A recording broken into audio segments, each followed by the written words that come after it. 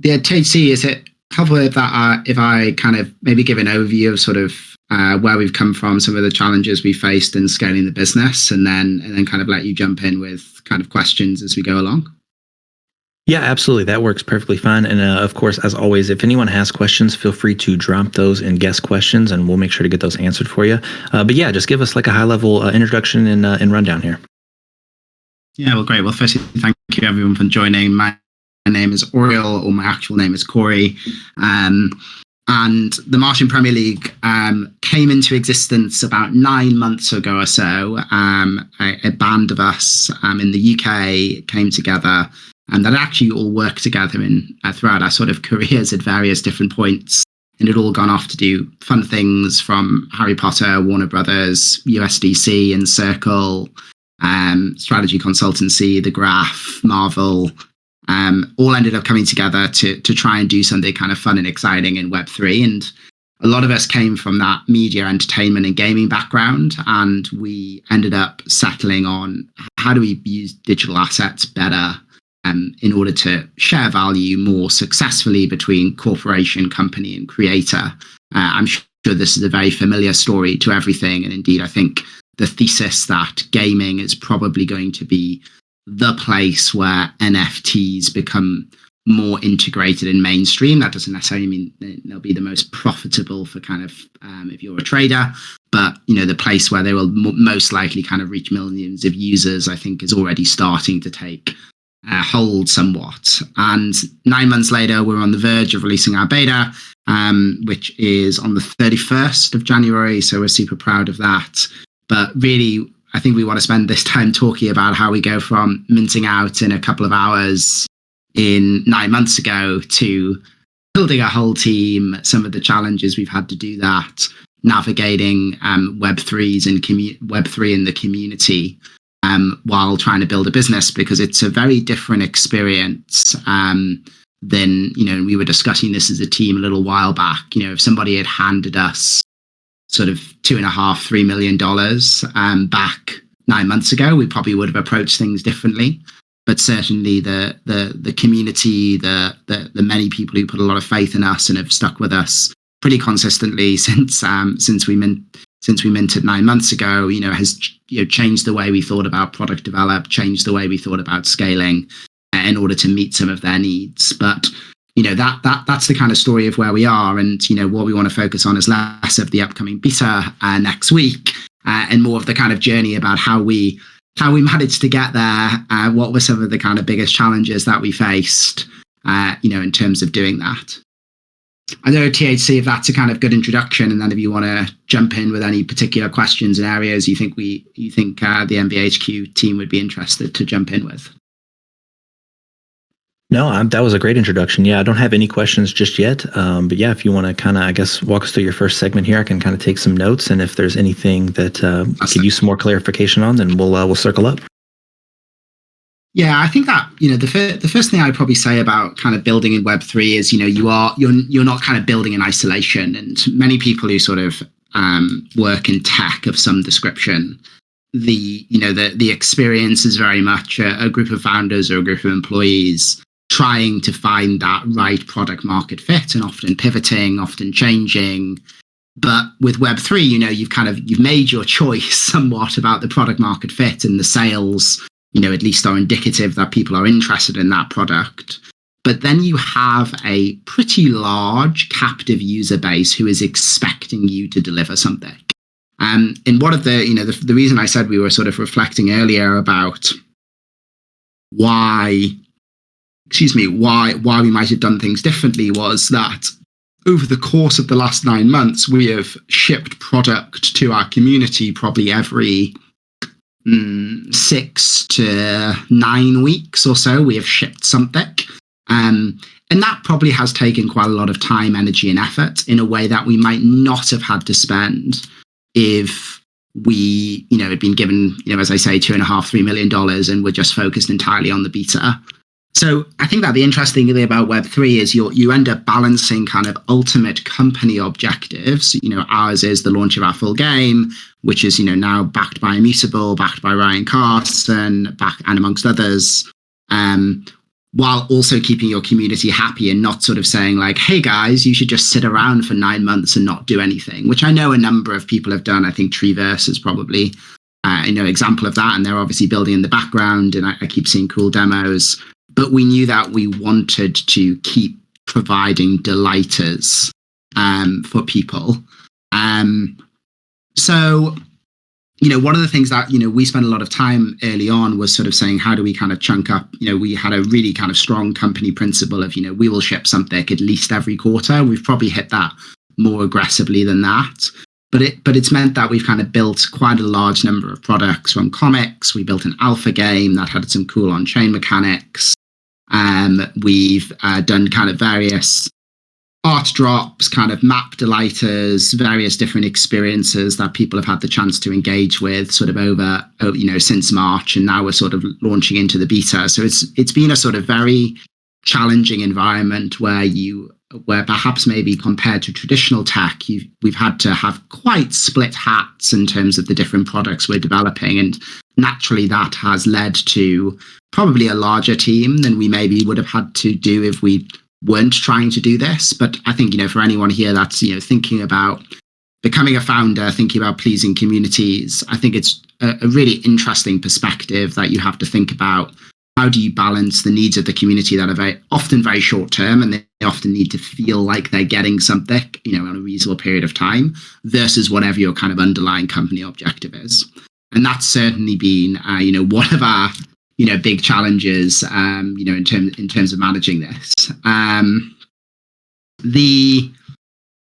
So that's kind of, how we thought about our business going forwards. And it's been, also a kind of fascinating experience for us in terms of how and where to scale, because I think that for a lot of what we spent time on is, we leveraged, built, very much when we sort of minted out, we knew we had a number of areas that we were weak on or we need to augment, and most of that was in development. So, finding the right developers actually was one of our biggest challenges. Not that there weren't developers available, although they were very expensive, but that there was a difference between developers for hire and developers who are genuinely passionate about your project. Finding developers for hire was not a problem. There are millions of developers who are very good, and if you give them a good specification, they will produce excellent code. But I think one of the interesting things in small companies is if you don't bring your technical people on that are truly passionate about what you're building, what you get is a identikit piece of kind of quite basic code that kind of lacks maybe some of the nuance that a developer can bring. And people often think about development as a highly technical skill, but in some sense it is also incredibly creative in terms of what it's been doing, and that's certainly been the case for us. And we finally found our sort of lead developer, Dan, who has led the development of a whole game engine for the Martian Premier League. So how do you simulate football or soccer matches? That's not a task that can be specified and done by a kind of gun for hire in development. So one of the kind of big lessons for us in kind of learning was, how do you interview effectively to find developers who are truly passionate about what you're doing? Because that's what tends to lead to you getting the best outcomes. And that's certainly been a big lesson for me. And we made some mistakes along the way with people that we kind of swiftly got rid of. And that's certainly been one of our kind of biggest challenges in terms of scaling. There are lots of good developers, but finding developers that can work on sort of complex and creative problems, I actually think is pretty rare. In terms of what's being doing, and even in Web3, the kind of big Solidity developers, there are probably only a handful that a lot of us can name that are kind of doing cool, new, creative, and innovative things. A lot of other developers are rinse and repeating stuff that has been built on what has gone before. Love it. We are big fans of novel, on-chain mechanics and stuff like that. So love to hear that. I am curious, though, like you said, it was one of your biggest challenges for scaling was finding the right developers, right? And it's difficult to interview for that. So, like, I guess, what did you learn from that? Like, what was your takeaway, I guess, for making sure you're interviewing and asking the right questions and finding the right dev for your problems that need solutions? Yeah, so I think we ended up adopting sort of two approaches. The first one was we found a recruitment partner who I will shout out here. They're called Laser. They're based in Canada. I think they are probably some of the best development recruitments we have ever worked with. They produce fantastic developers. They scour their pools to find the right fits. That's been great, and people shouldn't shy away from using these kind of agencies, even though they cost more money, because I think you do get a lot of value out of them. And if anyone is building and is looking for developers, I'm more than happy to pass you Laser's contact details. We are super happy with them. And the second thing, the second thing I would is in the interview is technical questions are fine, and actually most developers can do the technical questions. We sort of moved to an interview model where, particularly when we were thinking about the game engine in the game, where we would spend a lot of time with them asking, how would you think about this problem from first principles? Like, I don't need you to write the code. I don't need to solve how you would code for it. But what are the things you would consider in terms of doing it? So it's actually much more orientated around kind of problem solving rather than kind of underlying problem solving in code. So, instead of saying, how do you do this and, show the code, it's more, conceptually walk me through the things you would think about. And what became very clear was that when we asked that question to a lot of our developers, was the ones who really cared had done enough research, and, you could clearly see the passion in what they were doing, versus somebody who sort of said, oh, here's a few things, but, I'd probably have to spend a bunch of time once you've employed me thinking about it. And, I think, there's probably advice also from my sort of prior career. I spent 10 years working in investment and so forth, is when you ask people kind of bigger conceptual questions, one, you get good conceptual thinkers, which tends to be good for any position that you're ever hiring for. But two, when you ask people to talk like that, you tend to see and give them very open questions. You tend to find whether they're really passionate or not. It's actually really obvious for the most part. And that's been a kind of huge kind of thing that we're doing. And we've also, even furthering the gaps, we often travel. We're not all co-located in the same place, but we often travel to be together, to spend time together, because we have found that the physical connection with people, even if you're not doing tons of work while together, the concept of breaking bread with another person and forming bonds has actually been one of the most important things in our team cohesion over time. As we started out as a group of 4 people, we're now a group of probably 17 people. So, there's lots of people that we know, and it's small enough that everybody, but that connection purely virtually, we think has been hugely augmented by, investing, our time and resources in bringing everyone together, particularly for kind of critical juncture moments in the development over the last 9 months. Love that. That's awesome. Yeah, if any of my bosses are listening, you heard it there. Staff retreat. It's good for production there. Yeah, I mean, there's always a cost benefit of all of these things before I get. Yeah, we don't have to talk about all that. No, that's okay. We're quite lucky. We've got a couple of developers in Canada, which is the furthest away, but we're all based in Europe, and Europe is obviously relatively easy to travel around. That's probably been one of our biggest challenges. But I think for me, like, one of the biggest learnings was probably the kind of creative side of things. I'm not a creative. I apologize. Eleanor was meant to join. Eleanor is another founder. She was the former creative development director for Harry Potter, which is very cool. Now joined us. I feel like quite a bold move for somebody to do that, but they were super excited about working on something with no constraints.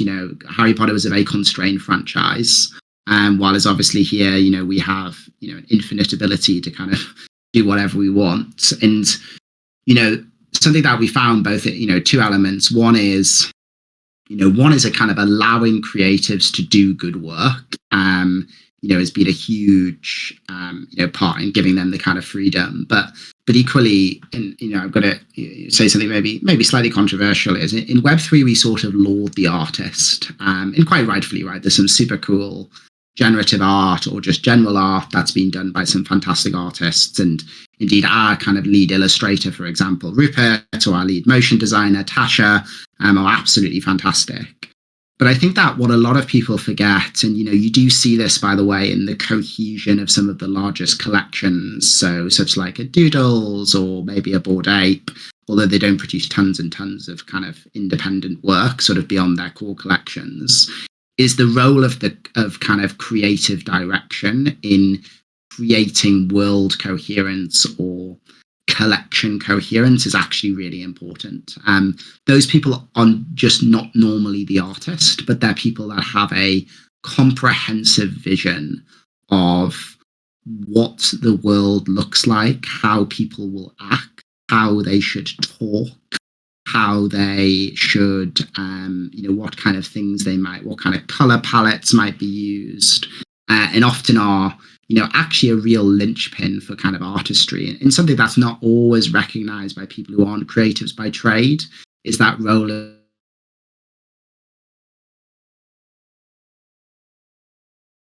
of Cutter's work itself in creating something that truly kind of sits in a cohesive world. One of the things we always talk about as a group is, we have our own kind of intellectual property deck that, we're currently in discussions with a lot of the streaming services about in terms of the world, because we've done a bunch of work with Marvel and so forth to build out that world. We always talk about how, and one of the things we always get complimented on in those discussions is how everything sort of fits together. And, one of the things we, loved is that, the kind of the way that certain kind of series or intellectual pieces of intellectual property, they have a very clear creative coherence. So, for example, Stranger Things, for example, and if you ever get to check out the Stranger Things IP deck, it's really cool. There is a certain kind of retro aesthetic. Even when you watch those shows, there are certain colors that are used, and everything fits in the world. And, that has been an incredibly important learning for me in terms of the value of creative. The sort of second part of creative that's been a challenge is probably on a more kind of game design and creative side, which is, I think there's a lot of bright ideas in terms of what can be done that often is in direct conflict with development. And, we have gone through lots of iterations of big meetings where we have a really bright spark idea. Everybody loves it. We're all excited about it. And then we sit down and not only say that's really hard to develop, but also, if we do this is how it influences the kind of product and technical roadmap. And these are the delays. These are the things we'd have to cut in order to get it done. And I think this is something that in Web3 is sometimes really hard to articulate to communities, is to say, you hear communities come up often with some amazing ideas. And all I want to do is say, oh my God, that's so cool, we should do that. But then I sit down with whether it's a creative person, whether it's a development person, and they say, yeah, we can do it. But, if this takes 4 weeks of time, then everything moves by 4 weeks. Is that what you want? And I think that often that's a really big challenge in Web3, because those kind of really boring product trade-offs are just not really obvious to the community. And I'm sure, by the way, this is also the case with some major collections that have not done much of late. So Doodles, for example, has been spending a lot of time building. And I'm sure they have the exact same debate, by the way, as everybody else, where they're probably sat there being like, oh, we really want to do this cool thing. And someone is saying we need to focus on the big prize, which is, I guess it's the boxes and whenever they all launch and so forth.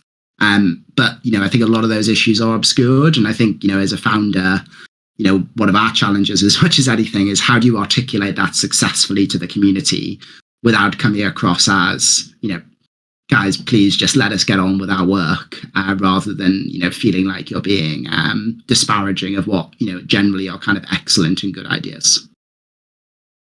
That makes a ton of sense, man. I think, when most people make suggestions for a product, it's usually with an asterisk that they mean they want you to have already been working on this for 3 months, right? Like they want the idea, but they want it now, and they don't want to sacrifice the other things you've promised. Yeah, that's a good insight.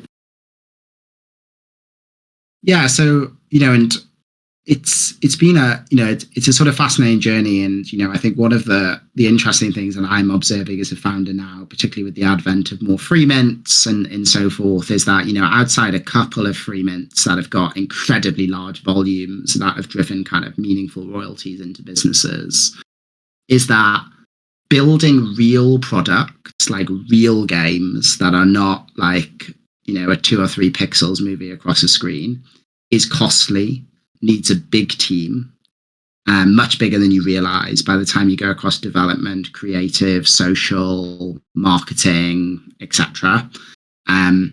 Is that, is that having gone through that experience, I now look at a lot of projects that may well be good for trading, by the way. And I don't want to just, there's lots of reasons to buy things, even if you have no expectation they'd ever deliver anything they've promised. But there's kind of 2 observations I have sort of having built this. One is that kind of free mints that don't have meaningful royalties are never going to produce anything. Like, not anything that is complicated.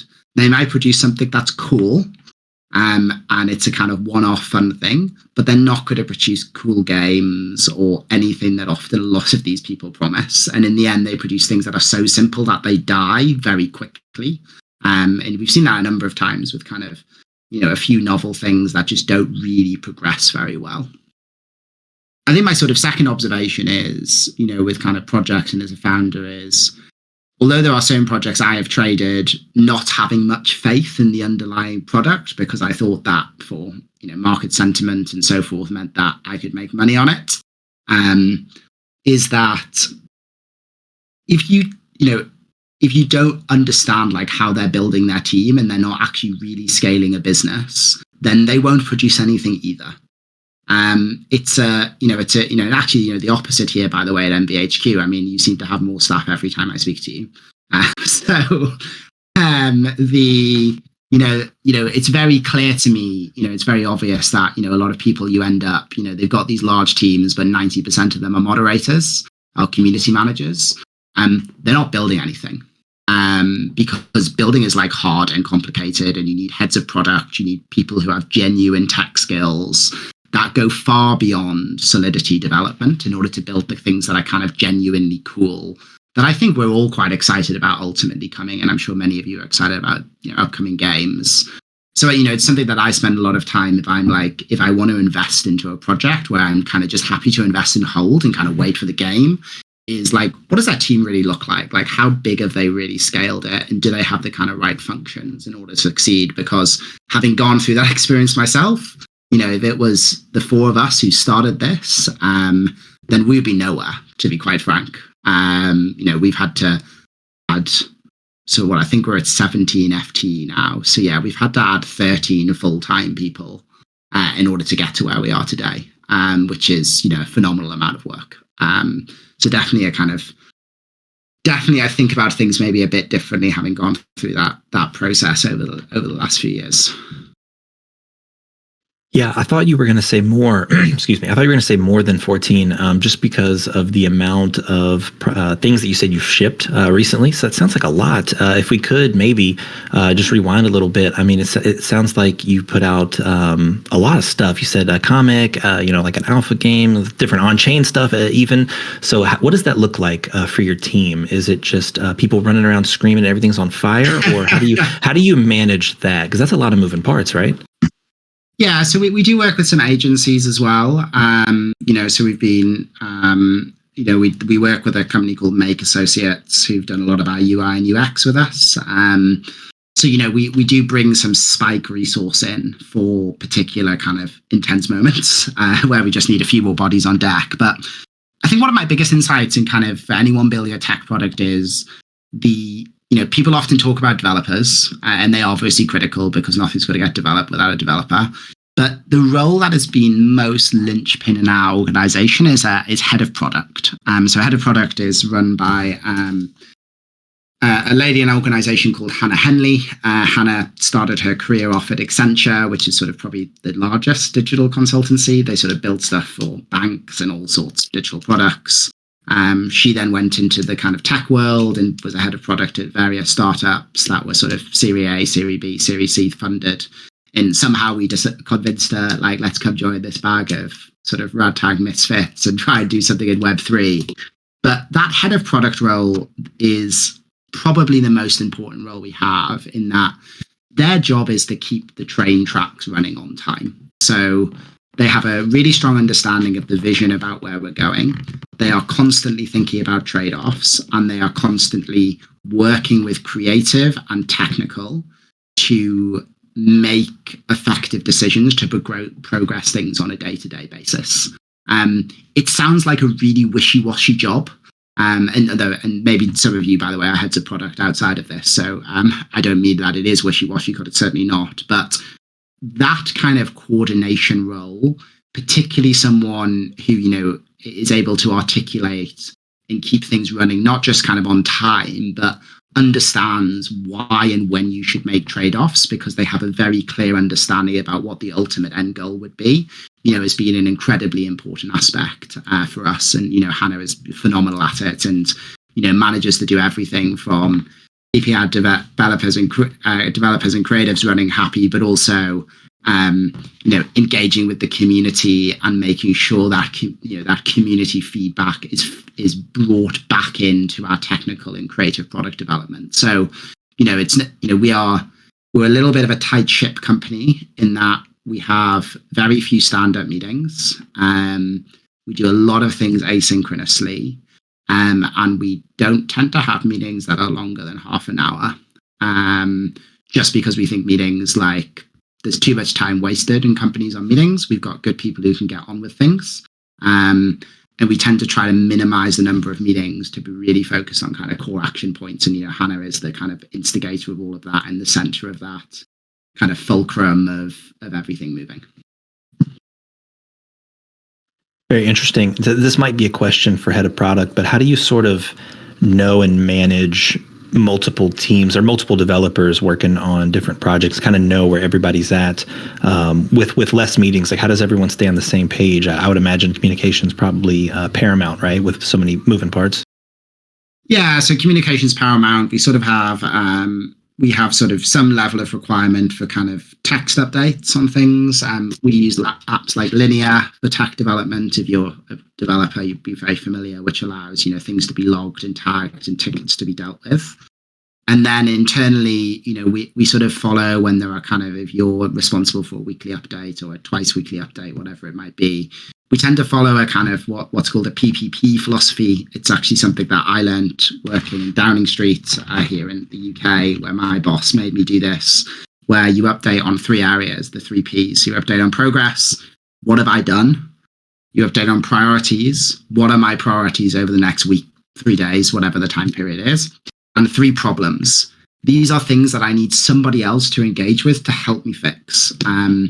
And we tend to follow that structure because it one, allows us as a kind of collective leadership team to check that progress has been made and the priorities are correct, but equally allows and gives the person who's in that team the voice to say, hey, I've got some problems and need you to help me, in a way that kind of allows people to engage with that and the right person to engage with that at a kind of frequent point. So, we certainly do that. And, we use Slack for all our communication. We went off Discord pretty much within 1 minute of realizing Discord is deeply not functional for kind of tech teams. And we sort of have quite a strict structure in that, which allows people to sort of read and be kept up to date on stuff. Yeah, no, I hear you, man. Discord is not the place for that. Okay, cool. Well, did you have more points you want to go into? I have a couple questions for you, but you may answer them if you have more material to cover here. So I just want to give you all the runway you need to get through everything. No, happy to answer some questions. Okay, cool. Yeah. So earlier you were talking a bit about projects that launch as a free mint and they just don't get significant volume or royalties. And just them not being able to create anything. I would assume that you're kind of like excluding the VC route, like securing funding through VCs. Like, you do a free mint, but you secure the bag elsewhere, just so that you can build and stuff. I was gonna like, I guess, sort of probe your mind a bit, just for like, how as you're scaling, how do you not run out of money, right? Like most projects, it's either you secure VC funding or you have your big drop, right? And then after that, it's like, well, now you have to deliver all the things you promised, and that might grow and, more things might come up. So do you do more drops, or do you figure out a clever monetization route through your content or your game, or do you go to VCs? Like, just how do you scale and not run out of funds? Yeah, good question. So, we're super transparent with our community on financial transparency. I think we started off doing monthly financial transparency reports, but I think they're now quarterly, just or every 2 months or so. So that's amazing. I think the next one is due out on the 4th of Feb, which will cover the last 2.5 months or so. Look, I mean, you've got to spend money in the end, and we are probably, at the moment, we're probably looking, and we have maybe another 10 months of runway at the current run rate, and maybe a bit more than that actually. But we've also been fortunate to take in some money as well. So we had a very large sort of 7-figure grant, although we don't receive all of the 7 figures immediately, from Immutable, which is where the full game will be based. We went through a very long competitive process as they look to build out their blockchain. They're probably the leading gaming blockchain now, in terms of doing that. And then, secondly, our kind of other revenue stream, as the game launches, the full game launches sort of after the beta is, it will function. It will be a free-to-play game. It will have integrated NFTs. It will have token use cases. It will have some USD payments for additional data and some and various things that will be beneficial in the full game. So, for us, that is the game itself needs to make money for us. The goal for us is to onboard as many people into the game as possible. And, for, the average person to maybe be spending, somewhere between, $50, $60 a year. That'll obviously be highly skewed to people who decide to spend a lot and people who spend little, in terms of doing that, because we don't view royalties and the dropping of additional collections as any kind of revenue stream that we can be hyper reliant on. I'm sure there will be some other NFTs in time for other parts of our ecosystem, such as stadiums and so forth. But, ultimately the game has to be self-fulfilling in terms of kind of creating those kind of token ecosystems. Now, that doesn't mean that we're not seeking VC funding. We're in that process right now. It's obviously a little difficult right now, but we've still had lots of kind of traction and are quite far down in discussions with a number of people. But that ultimately is more about how do we power more money into marketing around the full game, because the full game must be self-sustaining and profitable at a profitable EBITDA level. Else ultimately you just run out of money. And in the end, right, we're making a bet, as much as our community is making a bet, is that we're going to make the full game a success. The business will then have an ongoing kind of monthly proper cash flow and revenue stream coming into it that will allow us to, keep releasing the ongoing updates for the game, build out some other games that we have in the pipeline, build out other parts of the universe. But yeah, I think, if you're a PFP project, some point you have to move away from kind of big drops, right? That isn't going to be the solution for you. Outside the top 2 or 3 collections, but dropping more things just eventually doesn't work. And you need to be, for us, our system is saying, look, we know that mobile games and so forth in the Web 2 world have been super successful at kind of monetizing, across the kind of game engine. We think we can do that in Web 3. We think we can integrate NFTs into that. We think that we can utilize the token that will launch in the right way.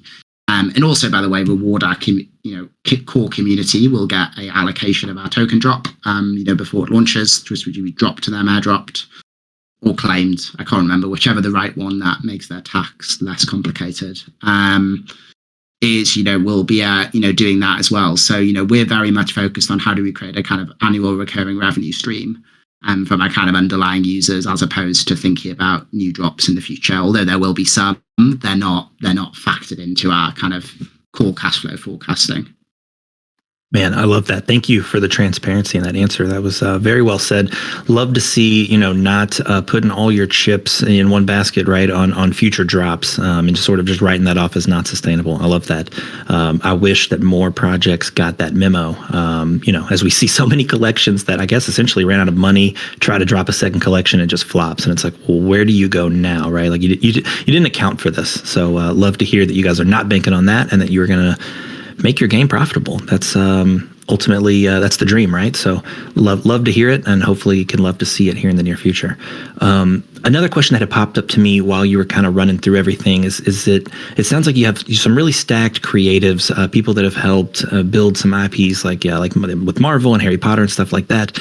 So a lot of experience with like world building and creation, but I'm curious what that actually looks like for your team. So do you guys just have like some cracked concept artists that like draw up pictures and you guys yay or nay them, or do you guys just do like a call and everyone just throws stuff out and you guys see what you're vibing with, or what does it actually look like to start building this world? Like, where do you start? Yeah, well, actually, sort of, the first genesis of the world, was in the creation of the underlying PFP collection. For those who've checked us out, you can see we have a certain color palette, we have a certain kind of, it's a comic but kind of retro futuristic style, which we have continued to persevere with. So that there is some anchor points in terms of doing that. What I would say is that then there are two things that become anchor points for creativity going on. One is the kind of brand style guidelines. Now, guidelines in this world are made to be broken a little bit, but equally we also have certain ways that we do things, certain ways that we draw things, certain colors that are more dominant, that we are quite clear about in terms of what fonts we use and so forth, and they're quite strict, and sometimes we do break them for something special, but in general we don't kind of provide that creative coherence. The second part of it is actually the world creation is not just creative, it's also the kind of written part of it, and we have a sort of world Bible that we sort of developed in conjunction with a team of former Marvel people, which sort of not only gives the kind of histories and backstories of a lot of the characters that are in our universe now and are to come in the universe, but they also sort of build out kind of emotions, feelings, ways things look for different parts of the Mars universe, as well as various story arcs that we'll be exploring through our traditional and digital media. So those two things come together as kind of anchor points for where we build something out, but equally there is also just, you have to kind of trust your creatives, and our lead illustrator Rupert has a whole bunch of ideas, but within some of the guidelines is able to sort of build that out. I think the concept that someone who works in a creative job is just kind of free to do whatever they want is just never really true. It never has been true, by the way, in creative. There's always some anchor points in style guides that help kind of make things feel part of your universe rather than feeling like something else. I'm sort of looking around the PFPs here, right? And you can tell which ones come from the same collection, right? Because they've got a very clear creative coherence about them. And that's sort of, very important to us. And permeates everything we do, from the maps of our universe, the PFPs, the covers of our vinyl album. They are all different, unique, with cool Easter eggs, but you can tell they're from the same world, and that's sort of been really important, to us. And I think that you need a creative team who sort of understands when they should break those rules and when they shouldn't, in order to create kind of visual rarity, or kind of visual, or something that's like, oh wow, that's a little bit different, but it still feels like it's part of that ecosystem, rather than something that isn't, feels completely like it's kind of a Where's Wally, and it's sort of kind of sticking out like a sore thumb, as it were. Just out of place, right? I love that. Yeah. Make the Bible, and then just let your talent be talented, right? Like, let them run with it. That's awesome. We do have one guy's question here from EQ Poppy, so I'm going to pass this one along here. He asks, what are some of the ways that you went about sourcing your talent team? So EQ Poppy, talent team as in the people recruiting talent, or just the kind of general? I'll give him a second to type here. Okay, perfect. I would say how you built your team, right? So like, let's say that you could have outsourced recruiting to a third party, or whether you started off with a small core team and then developed into something more. So we very much started out with the ambition. When we first started, we set out with the ambition of doing, we added sort of 3 or 4 people very quickly. and then brought on some agencies to kind of deal with some of the spike in demand, because we were going to launch our alpha game very quickly after our mint, which feels like a lifetime ago now. But then slowly, we have, I think probably three ways in terms of talent. Unfortunately, there's no one way. One, we have used recruitment agencies, particularly for developers, to find the right ones. But then for other stuff, we've actually just been quite reliant on our own networks, particularly from our kind of legacy work in kind of Web 2 media, Web 2 development, Web 2 creative, to find good people who are excited about what we're doing. For us, we wanted people who were passionate about Web3, but they didn't necessarily needed to have worked in it, because the skill set to work in Web3 is actually not dissimilar to the skill set in Web2. In fact, it's hyper overlapping. It's just that you probably have a little bit of a different mindset in terms of how you engage with your community. But, we certainly didn't go out the gate and hire the 15 people or so. We, brought on a few people that we were sort of already pre-planned to bring on. We hired a few agencies to help us do some of things that, we couldn't immediately get someone full-time in the team for. And then we've slowly kind of added over time. Our sort of last hire, or our latest hire, is about to be a head of marketing. I spent a bunch of time at kind of large game studios doing that. So, certainly something that we're excited about bringing on, and probably the next member of the team to join us sort of before the full game launches. But yeah, there's unfortunately no single magic sauce here. It's get a few people you trust on board and then kind of build slowly. But my other piece of advice that I maybe mentioned at the top of the call was, if the talent isn't working early on, you got to get rid early.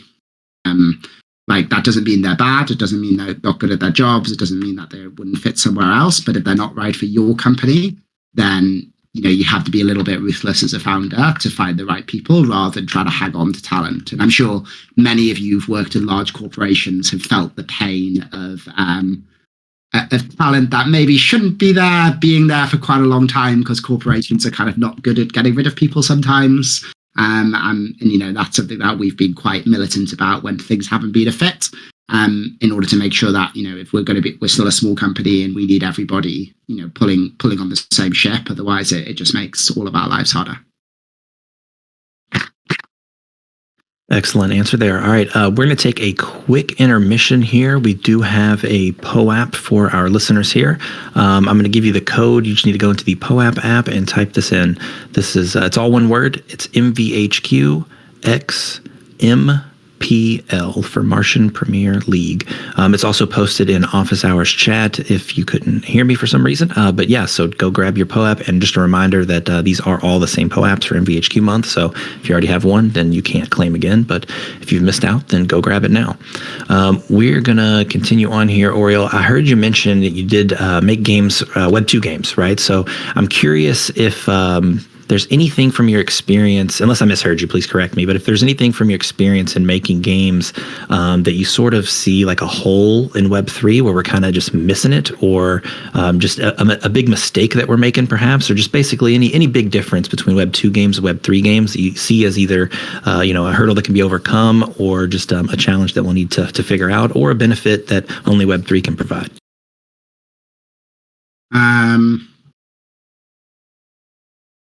So I think there are two things. The first is that games should be fun.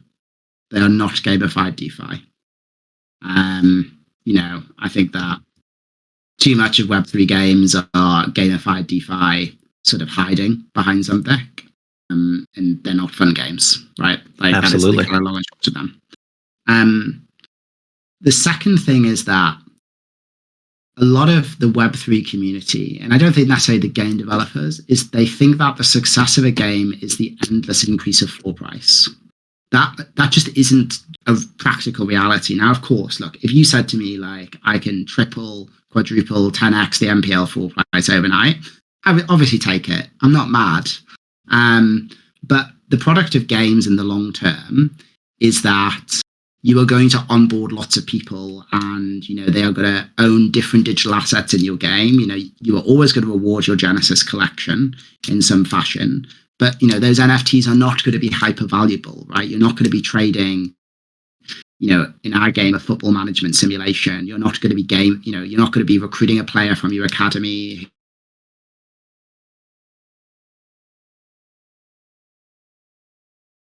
Oh my God. and expecting to sorry. sell them for half an ETH. Just that doesn't make sense. Sorry, go ahead. No, I was gonna say we lost you in the middle bit there. It sounded like I thought Discord was rugging you, but you're back. You're good. Okay, yeah. So expect them to suddenly be sold for half an ETH. So I think there's a lot of focus sometimes by Web3 game developers about floor price rather than saying build a fun game, make your token valuable. It doesn't need to be like valuable. Each token doesn't need to be worth like $80. Like it could be worth 20 pence or whatever it might be. But make your token valuable that people play the game, have fun, and as they get rewarded for success and progression, they are also getting some outcome with some of those tokens, and maybe they invest them back into the game so they can do some other cool stuff. Maybe they decide to cash a bit out. That's fine. But it's very hard in my mind to build a truly fun game while simultaneously doing all the things you see lots of projects do to manipulate floor price for 3 days before they all crash back down. That I'm sure you've all seen before, right? There's a hype, we're going to do this. And then all of a sudden you're like, yeah, but does that actually contribute to the thing you're trying to build? And the answer is typically no. And that's fine, right? And if you're a trader, you should take advantage of all of those things, for sure. But, for me, I think a lot of Web3 kind of forgets that in the end, there is no difference between building a Web3 and a Web2 game, aside from you're saying, user, you can now own your asset. And if you improve your asset or get cool stuff in the game or cool items, you can sell them and you can do that and you can take the money and run as far as we're concerned. Or you can use them or you can craft something new with them that others couldn't and sell that. But aside from that component, it is the same thing. And I think that has been the biggest problem. And I think, 2022 was a year for me that was just lots of people building gamified DeFi and everybody very excited about it. A lot of people making lots of money very early on and then it all crashing and burning. And then people saying Web3 gaming's over. I would say nobody built a Web3 game really. And so there are good ones coming, by the way. There are lots of good ones. I think the big time game, for those who've had a chance to play it, is fun. I actually think playing Imposters is quite fun. I think there's a number of other ones that are starting to come out of the woodwork now. Yeah, definitely. I heard some love for Big Time recently. I think, people criticized maybe the Ponzi aspect of it, but yeah, the gameplay supposedly is very fun. So, no, man, I love hearing all of that stuff. It sounds like you've got a really good take, and a lot of people just have it backwards. So I could probably talk Web3 gaming with you for hours. Love to grab a beer with you or something. But let's try and just, I guess, so we're coming up here almost at the top of the hour. So let's try and, I guess, extract a little bit more alpha from you because you're obviously, in the trenches, boots on the ground. You're doing this, right? So I'm sure there have been plenty of situations where you've, fucked things up or broke things, and then other times where you were just on top of the world. So if you could maybe just share us just from your insights, like either like the biggest like challenge that you had or like just something that just like wrecked you and then how you overcame it, or just like your biggest like triumph moment where you had conviction on a concept from the beginning and it just paid out in a big way. Just something really big that happened to you, good or bad. Yeah, well, I'll start with the negative one so we can end on a positive note. Good idea. Yeah, look, I think, for me, one of the things that, was really difficult was we have built and shipped some quite cool stuff. So cool digital comics that people get a physical edition for. I love physical product as much as I love digital.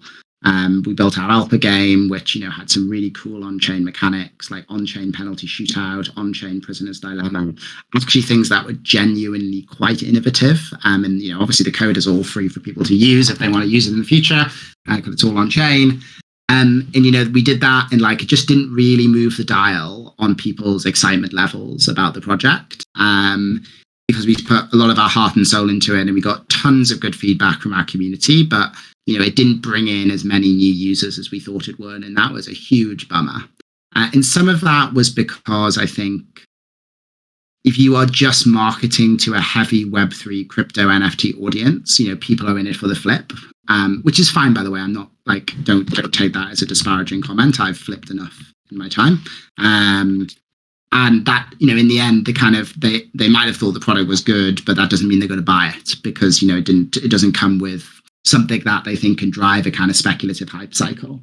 And that was really hard because you put your heart and soul into it and you're like, people still don't want to buy, still don't want to, like, we're still only selling 5 a day or 10 a day or whatever it was. And, it's not like that first moment after mint when, you've sold out and, all of a sudden you've traded 1,500 ETH.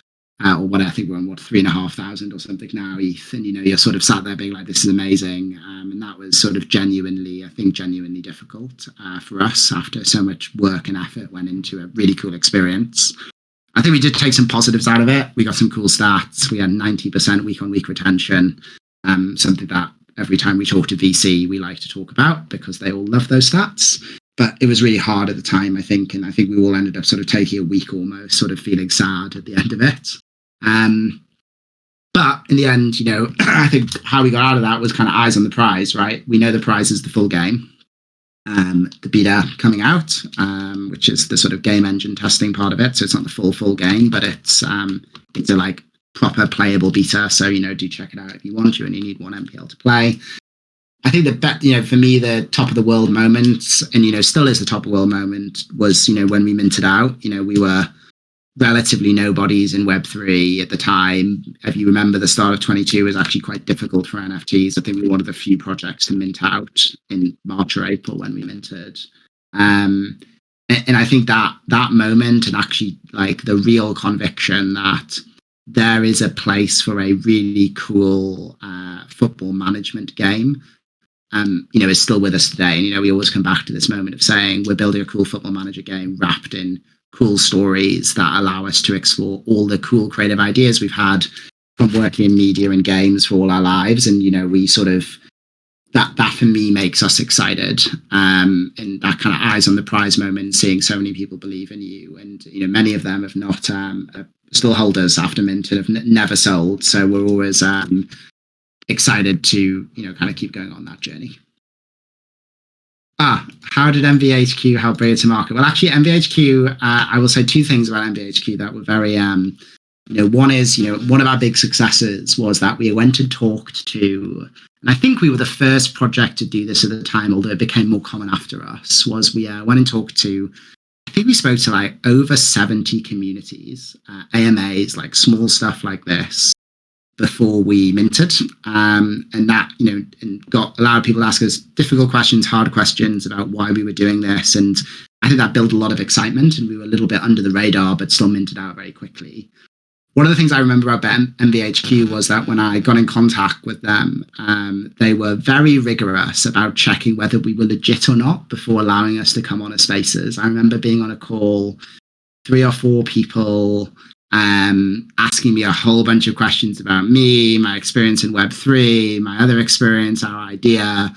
And, I remember getting the call and being like, okay, cool, we're satisfied that you're not an idiot and you might have something here. Why don't you come on our Spaces? And actually, MBHQ was super helpful. It was one of our largest attended Spaces. I think lots of MBHQ people got in. And for the people who are more flippers, I think everybody got out with a pretty good profit, because I think our floor price went up from 0.08 to like 0.3 in the first day. So I think a lot of people got out with a good return, which is obviously great for your community. And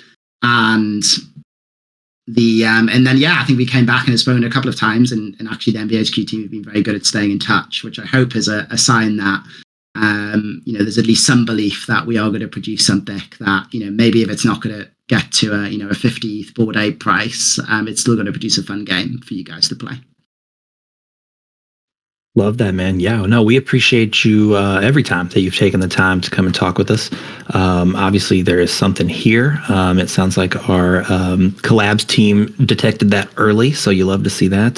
Definitely don't want to find out that you're a rugger live in the middle of an office hours with THC hosted. Don't want that scenario. So I'm glad that they're doing their job. But yeah, man, I think a lot of people cooked off of MPL, minting and then flipping into that crazy hype. I think I've still got a Top Hat one in my cold wallet, man. I saw the Top Hat trade. I was like, locking that down. But yeah, man, we appreciate you taking the time and sharing all these insights and stuff. It's been really eye-opening. I guess, we know that there's a lot that goes into it, and we've heard from a lot of different developers, but somebody who is actually building a game and not just talking about it. You love to hear it. I won't name any names, but yeah, man, I think that you guys are doing great, and it sounds like a lot of really cool things are going to be coming in the future. So yeah, if you want, I'm just going to kind of kick it back to you. Any final words or thoughts or anything that you want us to leave with? But yeah, the microphone is yours. No, not really. I think thank you so much for having us on. I hope at least for some of you who are building your own stuff, this was helpful, or at least an interesting insight into building it. I'm always happy to chat with people if they want to ask any questions about building businesses in Web3 or kind of gaming. I'm always happy to chat. Either you can DM me or tag me in the MPL server, or I don't know, one of the MVHQ staff can add you to a chat or whatever it is, or ping me on Twitter. I'm always happy to do that. I've taken lots of good advice from many people in Web3 and beyond before, so I always like to pay it forward. Awesome, man. We love that. Well, yeah, like Mitch said, rooting for you all. Thanks again for taking the time today, and yeah, we'll see you around.